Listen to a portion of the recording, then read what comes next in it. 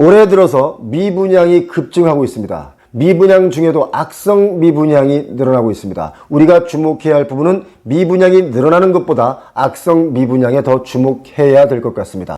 점점 부동산 시장은 얼어붙고 있는 가운데 과연 우리의 선택은 어떻게 해야 될까요? 영상 보시기 전에 표영호TV의 구독자가 아니라면 구독 버튼 꼭 눌러주시고 알림 설정해 주시면 영상을 좀 더 빠르게 받아보실 수 있습니다. 자, 오늘도 소중한 여러분의 마음을 모아서 영상 속으로 출발합니다.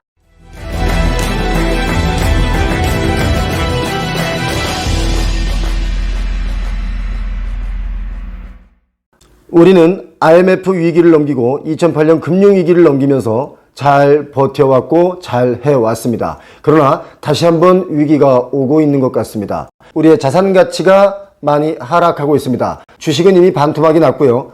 부동산마저 하락으로 들썩거리고 있습니다.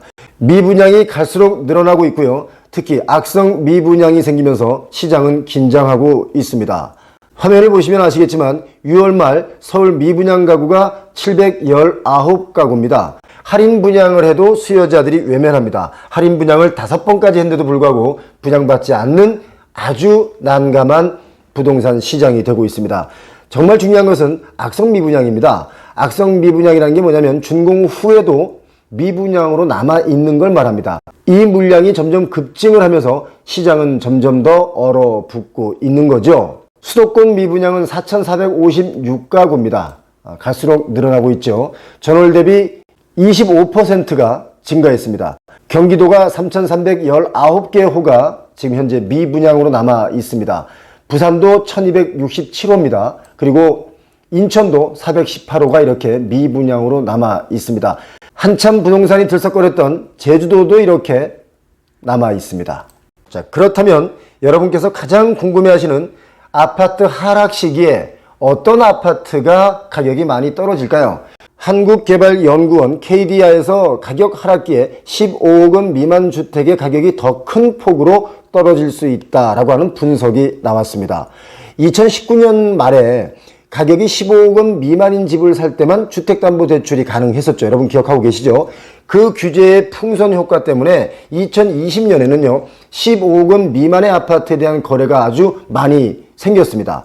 거래 쏠림 현상이 있었죠. 그래서 15억 원 미만 아파트가 15억 원 이상의 아파트에 비해서 가격이 훨씬 많이 뛰었습니다. 상승률이 높았어요. 15억 원 이상의 주택담보대출 금지 이 조항이요. 아파트 가격 분포에 그 왜곡을 불러왔다고 할 수 있습니다. 그러니까 15억 원 이상의 아파트는 사지 않고 15억 원 이하만 열심히 담보대출을 받아서 샀다는 얘기입니다. 전체적으로 가격 안정화 효과를 노리고 이 제도를 했는데 효과가 있었다고 단정하기 어렵다. 이렇게 KDI는 평가하고 있습니다. 이렇게 15억 원 미만의 아파트가 아주 고공행진, 값이 막 뛰려고 할 때 그때 연끌로 대출을 해서 집을 사는 분들이 그만큼 많을 수 있다는 뜻이죠. 그 시기에 집중적으로 사실 연끌이 이루어졌습니다. 그러나 지금 금리 인상이 계속되고 있고 상환 부담이 점점 커지면서 이렇게 샀던 그 집주인들이 매물을 내놓으면서 15억 원 미만의 주택들의 가격이 더 가파르게 떨어질 수 있다. 이렇게 KDI는 분석하고 있는 거죠. 저는 이것을요 15억 원이 아니라 9억 원 이하의 중저가 아파트는 더 떨어진다고 저는 보고 있습니다.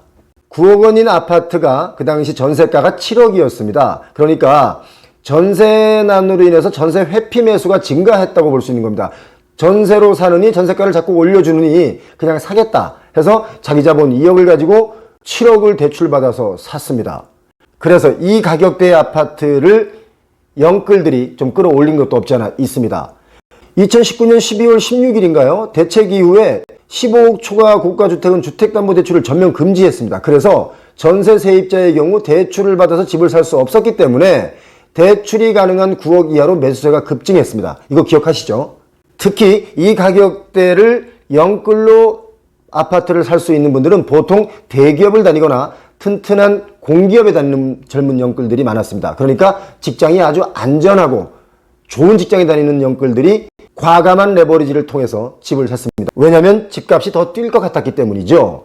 그래서 매수를 한 이후에는 실질적으로 아파트가 뛰었습니다. 12억 정도까지 뛰었습니다. 평균적으로 말씀드리는 겁니다. 그런데 요즘 금리가 오르면서 점점 매물이 쌓여갑니다. 금리를 못 이기면서 이건 빨리 팔아야 되겠다. 지금 이만큼 이익 보고 파는 게 낫겠다 해서 매물로 내놨는데 거래가 이루어지지 않아요. 그래서 10억에 내놓고 9억에 내놓고 이렇게 내놓는 분들이 있습니다. 그런데 9억에 내놓으려고 보니까 그동안 냈던 이자 이런 것들이 너무 아깝습니다.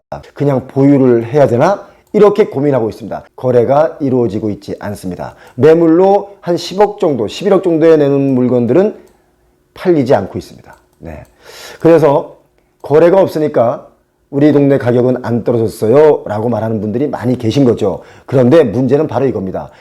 대출 받아서 집을 살 때는 대출 이자가 2.5% 정도였습니다. 그런데 지금 대출 이자가 5% 정도로 뛰었습니다. 2배로 뛰었습니다. 문제는 연말에는 금리가 더 오른다는 게 우리들이 염려하고 있는 겁니다.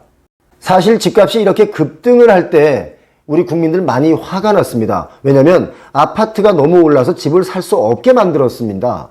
심지어 이사도 못 갔습니다. 그래서 정부에서 한 동네에 오래 살게 만들어줬다, 고향을 만들어줬다 라고 제가 이야기한 적이 있습니다. 그래서 지금 싱크탱크인 KDI 경우도 15억 주담대 대출 금지는 집값 안정 효과가 적었다. 결국 풍선 효과로 15억 미만의 아파트 가격을 더 끌어올렸다. 집값 폭등을 불렀다 이겁니다. 오히려. 그래서 15억 주담대 금지는 집값 안정 효과가 적었다. 이렇게 보고를 내고 있는데요. 그러나 이거 주목해 보시기 바랍니다. 바로 이겁니다.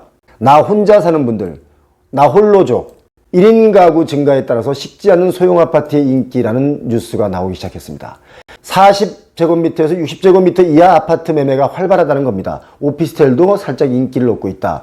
이게 아마 지배 가구로 자리 잡을 것이다 했습니다. 2050년에 전체 가구의 40%에 육박할 것이다. 이렇게 전망했습니다. 자, 그런데 이 소형 아파트의 가격이 얼마일까요? 제가 볼 때는 3억, 4억, 5억, 비싸면 6억 선입니다. 왜냐? 집값이 9억 원, 그러니까 조정대상 지역의 경우는 8억 원이죠. 이걸 넘기면 뭐 결혼을 했다 치더라도 부부 합산 소득이 1억을 넘으면 생애 첫 구입자라고 하더라도 LTV 우대를 받을 수 없습니다. 생애 첫 대출을 받는 것도 6억 원까지만 해당이 됩니다. 그렇기 때문에 소형 아파트 인기 있다. 이 이야기는 아주 저가의 아파트에 해당이 된다고 볼 수 있습니다. 그동안 집값이 너무 뛰다 보니까 이렇게 이쪽으로 다시 또 풍선으로 튀는 경우가 있는 것 같습니다. 이 부분에 대해서는 제가 다시 한번 여러분께 정확하게 조사를 통해서 말씀을 드리도록 하겠습니다.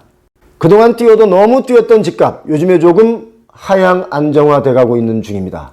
어떤 지역은 많이 하락해서 폭락이라는 이야기도 나오고 있는데요. 부동산이라는 게 한 번 오르면 한 10년 정도 꾸준히 오르고 한 번 내리면 적어도 5년에서 10년은 꾸준히 내립니다. 그리고 정말 특이한 것은 부동산이 막 오를 때 정부에서 집값이 너무 뛰니까 이걸 제재를 좀 합니다. 그런데도 불구하고 집값은 계속 뜁니다.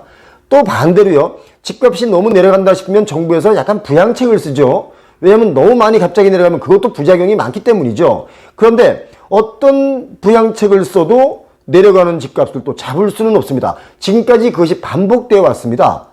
여러분 보시기에는 이 하락이 과연 몇 년 동안 이어진다고 보시고 얼마나 하락한다고 보십니까? 그렇게 질문하기보다 질문을 좀 다시 한번 해보겠습니다. 여러분께서는 지금 가격보다 어느 정도 아파트 가격이 싸져야 매수할 의향이 있으십니까? 나는 이 정도면 사야 된다고 본다. 이런 거 여러분 의견은 어떻습니까? 미분양이 쌓이고 악성 미분양, 준공 후에도 미분양으로 남아있는 물량들이 점점 늘어나고 있다. 이것이 집값 하락의 큰 시그널로 다가오고 있다. 이 이야기를 여러분께 전해드렸습니다. 표영호TV 구독자가 아니라면 구독해 주시고요. 알림 설정해 두시면 영상을 좀 더 빠르게 받아보실 수 있습니다. 아직까지 내 집 마련을 하지 못하신 분들 표영호TV를 보시면서 내 집 마련의 기회를 꼭 잡으시기 바랍니다. 여러분 오늘도 행복하십시오. 고맙습니다.